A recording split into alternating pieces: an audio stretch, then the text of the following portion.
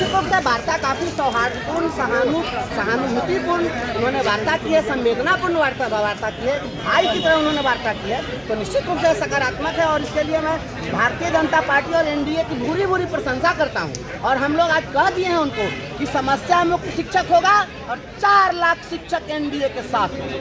यह हमने नारा लगा दिया है और कहा है कि हमारी आपसे कोई दुश्मनी नहीं है, देते भी हैं आप। और आपको कारण यही है कि आप जिस प्रकार से बच्चा को दूध थोपी मार दीजिए और मिठाई खिलाइए, वो बच्चा आपका ऑब्लिगेशन नहीं मानता है, उसी प्रकार से प्रताड़ित भी करते हैं। तो प्रताड़ना का जो दौर है और विभाग में जो एक मोगेम्बो आ गया है कि मोगेम्बो का मोगेम्बो गिरी बंद करिए, अब वो सब कोई जान रहा है कौन है मोगेम्बो। पूरा काला चश्मा फेमस हो गया है, वो मोगेम्बो फेमस है। और मोगेम्बो के खिलाफ हमने चार्जशीट फाइल किया है कि जितने भी आज तक के कुछ काम है और कुछ कारनामे हैं। काम कम है और कारनामे बहुत है। कारनामों को किस पे फाइल किए? मोगेम्बो पर हमने चार्जशीट फाइल किया है, सबको पता है। बीजेपी को दिया है। आज बातचीत हुआ, बातचीत में सारी मांगों में बातचीत हुई है, सभी मुद्दों पर बात हुई है। और वो अब चूंकि इसके पहले उन्होंने कुछ जो आप लोग कह रहे थे स्थानांतरण का बात था, उस पे क्या हुआ? स्थानांतरण का मतलब उन्होंने स्वयं कहा है, अपनी ओर से उन्होंने कहा है कि यह आपका संवैधानिक अधिकार है। उन्होंने खुद कहा है, जब तक ऐसी व्यवस्था ही नहीं थी तो निश्चित रूप से लोगों का परिवार उजाड़ने से क्या होगा।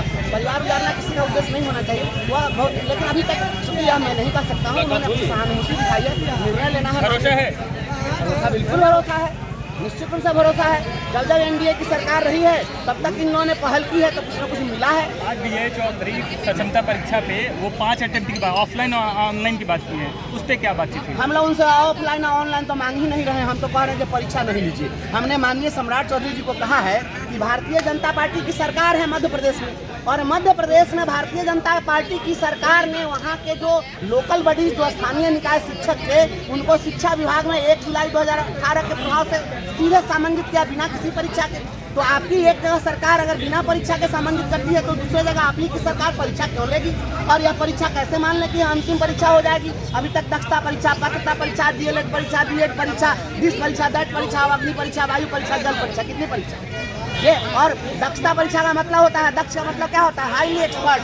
जो हाईली एक्सपर्ट है उसके बाद आप कहिएगा कि आप सक्षम है कि नहीं, ये सक्षमता परीक्षा दीजिए। एक बार किसी को मिस्त्री भी क्लियर कर दीजिए, लेबर के लायक है कि नहीं, इसका जांच करो, इसकी परीक्षा दो। यह बिल्कुल गलत बात है। तो शिक्षकों के डिग्निटी पर हमला है। जो 58 साल की उम्र में हो गया, 59 साल की उम्र में हो गया, ऊपर से क्षमता परीक्षा देगा। पोता और दादा एक साथ परीक्षा देगा? अरे किसी की भी कोई गरिमा होती है? जब माननीय मुख्यमंत्री जी सदन के अंदर बोलते हैं तो जो उनके बेटा से भी छोटे उम्र के विधायक है तो कहते हैं कि अपने बाप से पूछो, फिर भी कोई बुरा नहीं मानता है। क्यों? वो हमारे ज्येष्ठ श्रेष्ठ हैं। उसी प्रकार से हमारे यहाँ जो है वह पैरेलल नहीं हो सकता माननीय मुख्यमंत्री जी का, उम्र में इतना फासला है। तो कोई 59 साल में चला गया, उसको परीक्षा में बैठा दीजिए 18 साल के बच्चा के साथ, इतना हास्यास्पद, यह सोचना पड़ेगा। परीक्षा नहीं देंगे आप लोग? बिल्कुल परीक्षा नहीं देंगे। संतुष्ट है? उप मुख्यमंत्री से बातचीत हुआ है, कितना संतुष्ट है?